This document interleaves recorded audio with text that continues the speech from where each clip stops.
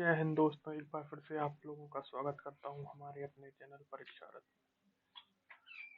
दोस्तों, आज हम एक बहुत ही ज़्यादा इम्पोर्टेंट टॉपिक पढ़ने जा रहे हैं, जो है राष्ट्रीय महिला आयोग से। दोस्तों, आज हम राष्ट्रीय महिला आयोग को पूर्णतः पढ़ेंगे और उसके बारे में पूर्ण जानकारी अर्जित करेंगे दोस्तों।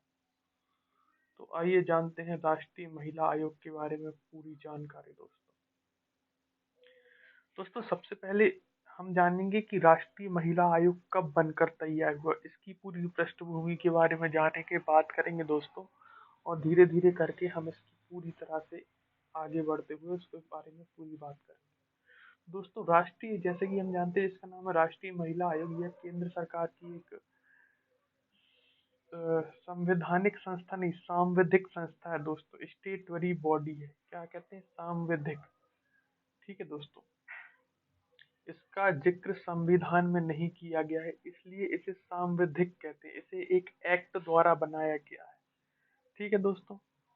सबसे पहले दोस्तों इसकी हम पृष्ठभूमि के बारे में जानेंगे। तो 1974 में committee of the status of women यह बनाई गई, committee of the status of women. इसके बाद 26 सितंबर 1985 में मानव संसाधन विकास मंत्रालय का गठन किया गया, जो कि अब शिक्षा मंत्रालय कर दिया गया है, इसका नाम बदल के। तथा इसके बाद 30 जनवरी 1906 को राष्ट्रीय महिला एवं बाल विकास मंत्रालय का गठन किया गया। दोस्तों, हम सिर्फ वही क्वेश्चन पढ़ेंगे जो हमारे एग्जाम में आने लायक है। ये तीन जो इसकी पृष्ठभूमि है, जिसको बैक ऑफ सपोर्ट है, जो इस जो आयोग है राष्ट्रीय महिला आयोग, इसका बैक सपोर्ट है। ये तीन चीजें हम कह सकते हैं। Committee of the status of women 1974 बनाया गया। इसके बाद 26 जनवरी 1985 को मानव संसाधन विकास मंत्रालय, जिसे अब शिक्षा मंत्रालय कहा जाता है, उसका गठन किया गया। इसके बाद 30 जनवरी 1906 को महिला एवं बाल विकास मंत्रालय का गठन किया गया दोस्तों। इसके बाद पढ़ते हैं राष्ट्रीय महिला आयोग किस अधिनियम के द्वारा बनाया गया। अगर ये क्वेश्चन आ जाए तो इसका राइट आंसर आएगा 1990 का राष्ट्रीय मानव अधिकार अधिनियम के अंतर्गत यह आयोग बनाया गया है दोस्तों। ठीक है।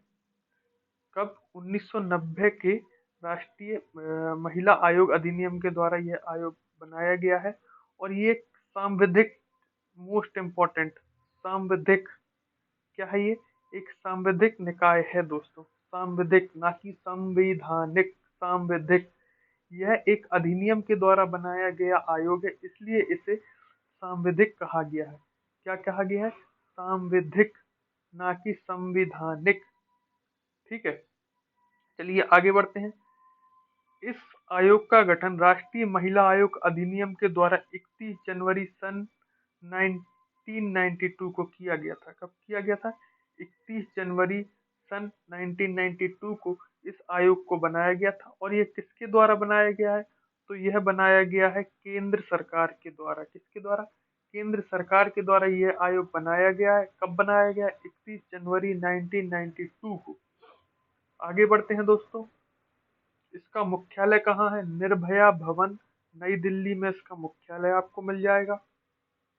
इसका नोडल मंत्रालय कौन सा है? बहुत ही ज्यादा इंपॉर्टेंट, महिला एवं बाल विकास मंत्रालय इसका नोडल मंत्रालय है दोस्तों। ठीक है, कौन सा? महिला एवं बाल विकास मंत्रालय इसका नोडल मंत्रालय है। और दोस्तों देखिए, यह अभी मैंने पढ़ाया था आप लोगों को कि इसके बारे में अभी पढ़ा था अपन ने। महिला एवं बाल विकास मंत्रालय का गठन कब हुआ था? तो 30 जनवरी 2006 को इसका गठन किया गया था। ठीक है, इम्पोर्टेंट पॉइंट है, 30 जनवरी 2006 को इसका गठन किया गया था, जो कि राष्ट्रीय महिला आयोग का नोडल मंत्रालय है। मतलब इसी के अंडर में यह आयोग काम करता है। इसका मुख्यालय बता दिया, निर्भया भवन, नई दिल्ली में इसका गठन बता दिया। 31 जनवरी सन 1992 को केंद्र सरकार द्वारा इसका गठन किया गया था। चलिए आगे बढ़ते हैं, इसकी संरचना के बारे में जानते हैं। तो जैसे कि इसकी संरचना इस प्रकार है दोस्तों। इसमें एक सदस्य होगा, एक सदस्य होगा। ठीक है, एक सचिव होगा। ठीक है, एक सदस्य, एक सचिव, सॉरी, एक अध्यक्ष, एक सचिव तथा 5 सदस्य। मुझसे गलती होगी बोलने में, अध्यक्ष की जगह मैंने सदस्य बोल दिया था। तो इसका जो गठन रहेगा, एक अध्यक्ष, एक सचिव तथा 5 सदस्य, जिसमें से एक सदस्य अनुसूचित जाति का होना चाहिए तथा एक सदस्य अनुसूचित जनजाति का होना चाहिए। ठीक है, ये इम्पोर्टेंट हैगा, ध्यान रखिएगा। इसका जो संरचना कैसी रहेगी, मतलब इसमें कितने सदस्य रहेंगे, कभी आ जाए आपसे। एक अध्यक्ष, एक सचिव तथा 5 सदस्य, कुल मिलाकर 7 सदस्य हो गए। अगर अध्यक्ष को अलग कर दिया जाए तो एक अध्यक्ष तथा 6 सदस्य होंगे विथ सचिव। ठीक है, याद रखिएगा, क्वेश्चन बन सकता है। इसके बाद थोड़ी सी और आगे बढ़ते हैं संरचना में। तो देखिए, नियुक्ति, इनकी जो नियुक्ति है वो किसके द्वारा की जाएगी, इम्पोर्टेंट, केंद्र सरकार के द्वारा। किसके द्वारा, केंद्र सरकार के द्वारा इनकी नियुक्ति की जाएगी। त्याग पत्र किसको देंगे, केंद्र सरकार को देंगे। ठीक है, अगर किसी आयोग को कर्मचारियों की जरूरत होगी तो वो कौन नियुक्त करेगा। देखिए, आयोग को कर्मचारी, इसका मतलब है अगर आयोग को कोई कर्मचारियों की, अतिरिक्त कर्मचारियों की जरूरत है तो वह कर्मचारी कौन नियुक्त करेगा। तो इसका राइट आंसर होगा केंद्र सरकार। आयोग को कर्मचारी कौन प्रोवाइड कराएगा, केंद्र सरकार। कौन कराएगा, केंद्र सरकार आयोग को कर्मचारी प्रोवाइड कराएगी। इसके बाद वेतन, भत्ते व आयोग के खर्चे कौन देगा, ये केंद्र सरकार। देखिए, ध्यान दीजिए, यह किसी संचित निधि या आकस्मिक निधि द्वारा नहीं दिए जाएंगे। इनके वेतन भत्ते, इनके वेतन भत्ते केंद्र सरकार प्रोवाइड कराएगी। ठीक है, इनका कोई भी खर्च होगा वो केंद्र सरकार द्वारा ही दिया जाएगा। इनके नियम कौन तैयार करेगा, केंद्र सरकार। ठीक है, इसके बाद यह अपनी रिपोर्ट किसको प्रोवाइड कराएंगे, जो आयोग रहेगा वह अपनी रिपोर्ट किसको देगा, केंद्र सरकार को। केंद्र सरकार इसे संसद में रखेगी। ठीक है, ऐसे ही अगर कोई राज्य का मामला है तो जो आयोग है वह अपनी रिपोर्ट राज्य सरकार को देगा, और यह जो राज्य सरकार है वह राज्य विधायिका में रिपोर्ट देगी। देखिए, मोस्ट मोस्ट इम्पोर्टेंट चीजें है कि इसके सभी जो काम है वह केंद्र सरकार कर रही है। हटाने की प्रक्रिया भी केंद्र सरकार देगी, ये अपने त्याग पत्र भी केंद्र सरकार को देंगे, इन्हें हटाएंगी भी केंद्र सरकार, इन्हें नियुक्ति भी केंद्र सरकार करेगी, इनके वेतन भत्ते भी केंद्र सरकार देगी, इनके नियम भी वही बनाएगी, कर्मचारियों को भी वही नियुक्त करेगी, है ना। ज्यादातर चीजें केंद्र सरकार ही कर रही है इनका, ध्यान रखिएगा ना। अगर क्वेश्चन आ जाए तो केंद्र सरकार को याद रखते हुए अपन को उसका आंसर देना है।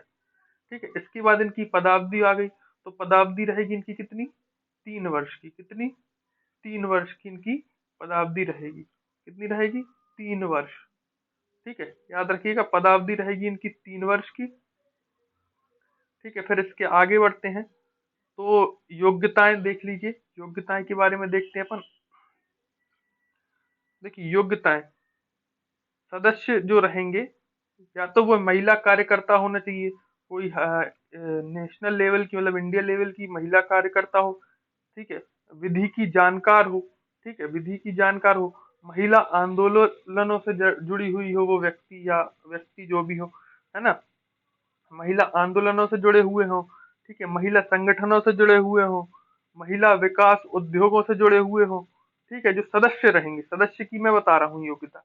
इसके बाद जो सचिव रहेगा वह सामाजिक आंदोलन का विशेषज्ञ होना चाहिए। जो भी सामाजिक आंदोलन हुए वैसे उसका विशेषज्ञ होना चाहिए, या कोई सिविल सेवक होना चाहिए। ठीक है, आईएएस, आईपीएस वगैरह, जो रिटायर्ड या जो अभी वर्किंग है, इनमें से कोई होना चाहिए। इसके बाद अध्यक्ष, अध्यक्ष मोस्ट मोस्ट इम्पोर्टेंट है। ठीक है, मोस्ट इम्पोर्टेंट है अध्यक्ष, जो महिला हितों को समर्पित। अध्यक्ष कैसा होना चाहिए, महिला हितों को समर्पित अध्यक्ष होना चाहिए। ठीक है, याद रखिएगा, महिला हितों को समर्पित अध्यक्ष होना चाहिए। ठीक है, अध्यक्ष उसी व्यक्ति को बनाया जाएगा जो महिलाओं के हितों को पूर्णतः उसने समर्पित है, कई वर्षों से महिलाओं के हितों के लिए काम कर रहा है, उस व्यक्ति को अध्यक्ष बनाया जाएगा। ठीक है, ठीक है, चलिए इसके बाद हम आगे बढ़ते हैं। और अध्यक्ष जानते हैं प्रथम कौन रहा और प्रेजेंट टाइम पे कौन है ना। तो देखिए, अध्यक्ष जो है प्रथम रही हैं जयंती पटनायक जी मोस्ट इंपॉर्टेंट है, ये पहली विपक्ष की नेता भी रही है जयंती पटनायक जी, याद रखिएगा इनका नाम कभी आ जाए। महिला आयोग की प्रथम अध्यक्ष कौन रही है, तो जयंती पटनायक रही है, और इनका अभी कुछ समय पहले निधन भी हो गया था जयंती पटनायक जी का, शायद, है ना। तो याद रखिएगा जयंती पटनायक अभी अध्यक्ष रही है महिला आयोग की प्रथम अध्यक्ष। इसके बाद प्रथम कार्यकारी एवं वर्तमान, देखिए मेरा लिखने का मैंने इसलिए लिखा भी है कार्यकारी और वर्तमान दोनों चीज देखिए। प्रथम कार्यकारी एवं वर्तमान अध्यक्ष रेखा शर्मा एकमात्र ऐसी अध्यक्ष रही हैं जो कार्यकारी रही हैं, तथा इसके बाद वर्तमान अध्यक्ष भी है ये। प्रथम कार्यकारी तथा वर्तमान अध्यक्ष कौन रहा है, तो वह रही हैं श्री रेखा शर्मा जी। ठीक है, इसके बाद आगे बढ़ते हैं। प्रथम सचिव कौन रहा है, तो उमा पिल्लई जी प्रथम सचिव रही हैं। ठीक है, इसके बाद और आगे बढ़ते हैं। तो दो बार अध्यक्ष बनने वाली महिला कौन है, तो गिरिजा व्यास तथा रेखा शर्मा। यह दो जन ऐसी महिलाएं हैं जो राष्ट्रीय महिला आयोग की दो बार अध्यक्ष बनी है, गिरिजा व्यास तथा रेखा शर्मा जी। ठीक है, इसके बाद और आगे बढ़ते हैं अपन। तो सदस्यों को राज्य मंत्री स्तर का दर्जा रहता है, ध्यान रखिए, है ना। सदस्यों को कैसा दर्जा रहता है, राज्य मंत्री के स्तर का दर्जा। ठीक है, राज्य मंत्री के स्तर का दर्जा रहता है किसको, सदस्यों को, तथा अध्यक्ष को कैबिनेट मंत्री के स्तर का दर्जा रहता है। कैसा, कैबिनेट मंत्री के स्तर का दर्जा रहता है अध्यक्षों को। ठीक है, अब सदस्यों को कैसा दर्जा रहेगा, राज्य मंत्री के स्तर का, तथा अध्यक्ष के पास कैबिनेट मंत्री के स्तर का दर्जा रहेगा। ठीक है, इंपॉर्टेंट है। ठीक है, अब जो राष्ट्रीय महिला आयोग है इसके द्वारा कुछ कार्यक्रम चलाए गए थे, उनके बारे में हम जानकारी ले लेते हैं, क्योंकि ये कार्यक्रम पूछे जा सकते हैं, है ना, इसलिए मैंने ये लिख ली है। सबसे पहला है सखी वन स्टॉप सेंटर। यह स्टार्ट किया गया था 1 अप्रैल सन 1915 में, सखी वन स्टॉप सेंटर। ठीक है, क्या, सखी वन स्टॉप सेंटर। इसके बाद आ जाता है सी इज चेंज मेकर कार्यक्रम। ये अभी 2021 में स्टार्ट किया गया, बहुत इंपॉर्टेंट कार्यक्रम है सी इज चेंज मेकर कार्यक्रम। इसके बाद निर्भया फंड, ये 2013 में स्टार्ट किया गया था, इसके द्वारा कौन सा, निर्भया फंड। ठीक है, इसके अलावा पत्रिकाएं भी हैं, एक राष्ट्रीय महिला तथा मीरा दीदी से पूछो। ये दो पत्रिकाएं राष्ट्रीय महिला आयोग द्वारा निकाली जाती हैं। एक कौन सी हो गई, राष्ट्रीय महिला तथा मीरा दीदी से पूछो। दो पत्रिकाएं हैं, राष्ट्रीय महिला तथा मीरा दीदी से पूछो। ठीक है, एक बार फिर से मैं इनके कार्यक्रम को रिपीट कर रहा हूँ। सखी वन स्टॉप सेंटर 1 अप्रैल सन 1915 में स्टार्ट किया गया था। सी इज ए चेंज मेकर, यह 2021 में स्टार्ट किया गया कार्यक्रम है। निर्भया फंड, ये 2013 में स्टार्ट किया गया था। पत्रिकाएं दो निकाली जाती हैं, राष्ट्रीय महिला तथा मीरा दीदी से पूछो। यह दो पत्रिकाएं राष्ट्रीय महिला आयोग द्वारा निकाली जाती हैं दोस्तों। के बाद आगे बढ़ते हैं। तो एक कार्यक्रम और स्टार्ट किया गया था जो कि बहुत ही ज्यादा इंपॉर्टेंट है, जो कि है डिजिटल शक्ति से लेकर। ठीक है दोस्तों, इस बार का जो डिजिटल शक्ति मिशन है, ये फिर से डिजिटल शक्ति 4.0 फिर से स्टार्ट किया गया है अभी, इसलिए ये थोड़ा सा इंपॉर्टेंट है। तो डिजिटल शक्ति जो मिशन है राष्ट्रीय महिला आयोग द्वारा सन 2018 में स्टार्ट किया गया था, जून 2018 में। ठीक है, इसके बाद साइबर पीस फाउंडेशन और मेटा के सहयोग से स्टार्ट किया गया था। किसके सहयोग से, साइबर पीस फाउंडेशन और मेटा के सहयोग से डिजिटल शक्ति कार्यक्रम स्टार्ट किया गया था।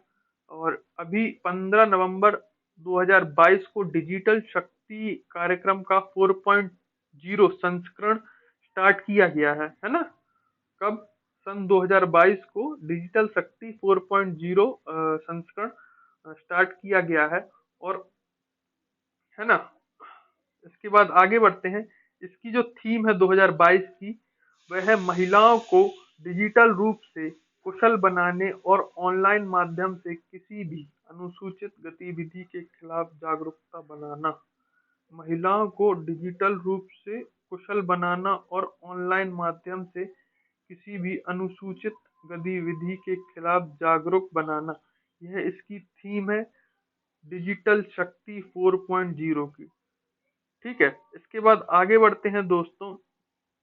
दिवस याद रखिए, राष्ट्रीय बालिका दिवस 24 जनवरी। ठीक है, यह 2008 से मनाया जा रहा है। इसके बाद राष्ट्रीय महिला दिवस, ठीक है, 13 फरवरी, यह 2014 से मनाया जा रहा है।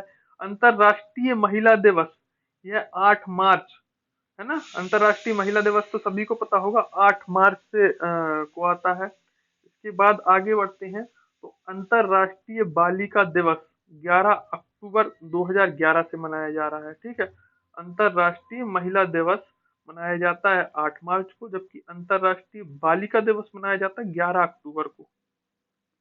राष्ट्रीय महिला दिवस 13 फरवरी, सरोजनी नायडू का जन्म हुआ था इस समय। और राष्ट्रीय बालिका दिवस तो 14 जनवरी को, याद रखिएगा। ठीक है, इसके बाद और आगे बढ़ते हैं। देखिए जो एसडीजी के लक्ष्य हैं, कुल 17 लक्ष्य, उसमें से 5वां लक्ष्य में लैंगिक समानता हासिल करने की बात की गई। लैंगिक समानता मतलब महिला और पुरुषों में भेदभाव नहीं किया जाएगा।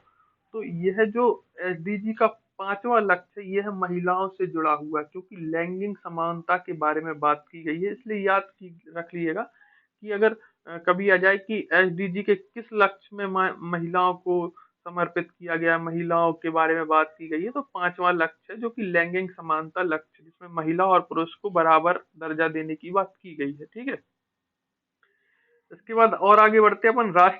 मध्य प्रदेश महिला आयोग के बारे में अब चर्चा करेंगे। राष्ट्रीय महिला आयोग के बारे में अपन ने लगभग लगभग सारी जानकारी प्राप्त कर ली है।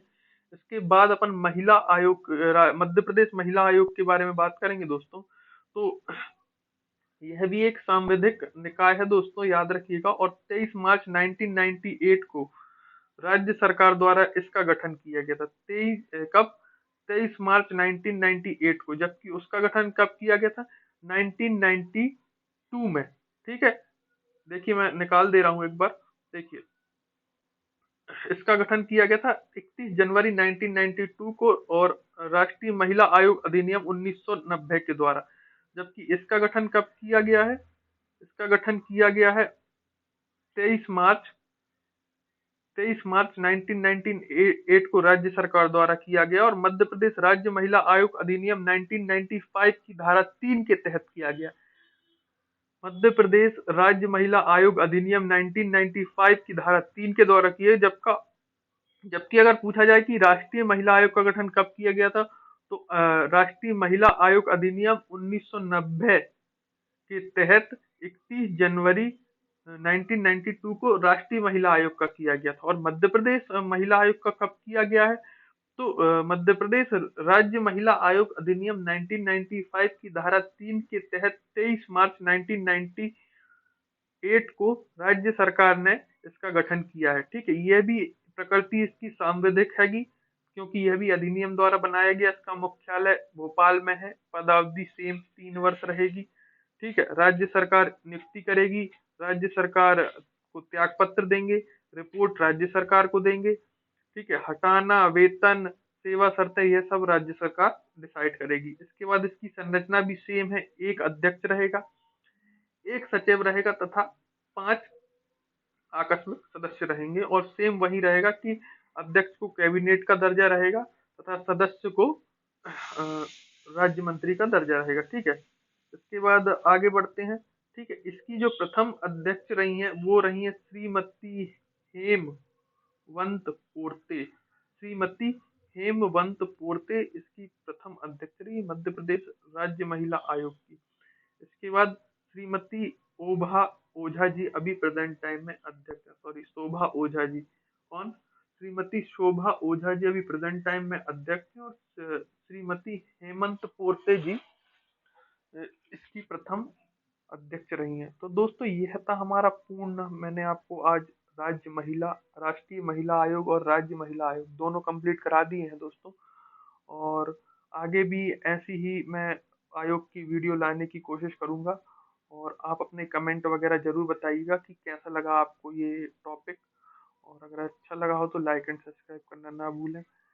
जय हिंद दोस्तों, जय भारत। Thank you so